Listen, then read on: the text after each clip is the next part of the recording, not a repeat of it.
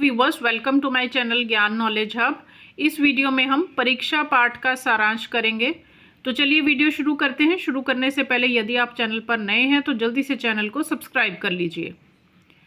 तो ये कहानी कुछ इस प्रकार है। देवगढ़ की रियासत के दीवान सुजान सिंह बूढ़े हो चुके थे। तो ये जो कहानी है वो देवगढ़ की रियासत की है।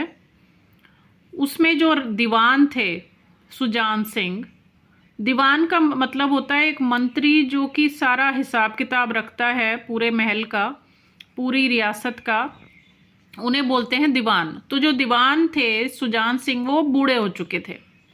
उन्होंने पद से त्याग देने का प्रस्ताव राजा के सामने रखा।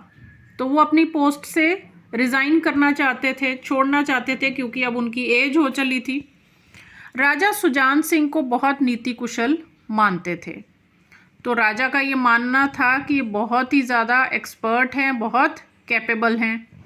उन्होंने नया दीवान चुनने की जिम्मेदारी भी सुजान सिंह को ही दे दी। तो उन्होंने कहा कि आप अपनी जगह पर नया दीवान चुन लीजिए, क्योंकि आप जो भी चुनेंगे वो बहुत अच्छा होगा, क्योंकि आप खुद बहुत ही कैपेबल हैं, बहुत ही एक्सपर्ट हैं।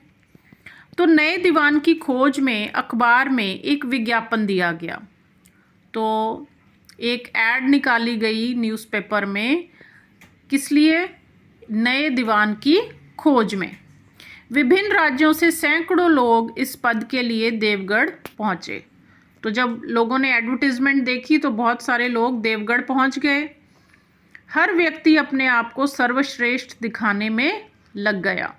तो जितने भी कैंडिडेट्स आए थे वो अपने आप को बेस्ट प्रूव करने की कोशिश कर रहे थे।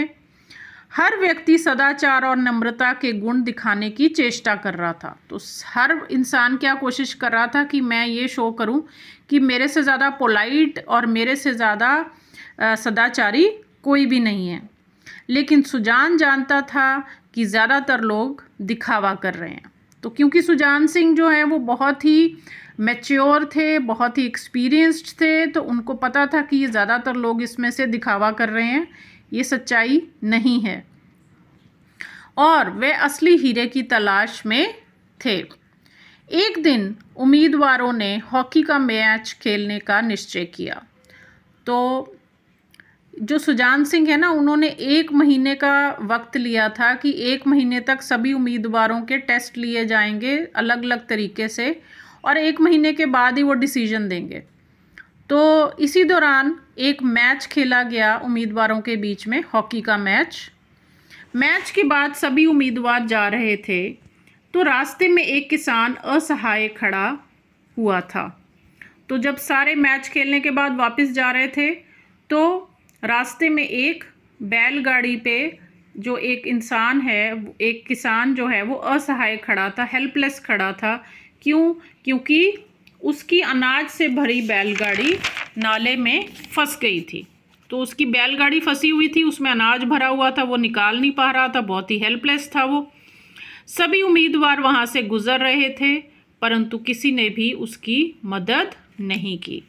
तो सारे वहाँ से निकल रहे थे लेकिन किसी ने भी उसकी हेल्प नहीं की। तभी एक ज़ख्मी उम्मीदवार उस किसान के पास आया और उसने किसान की गाड़ी निकालने में मदद की।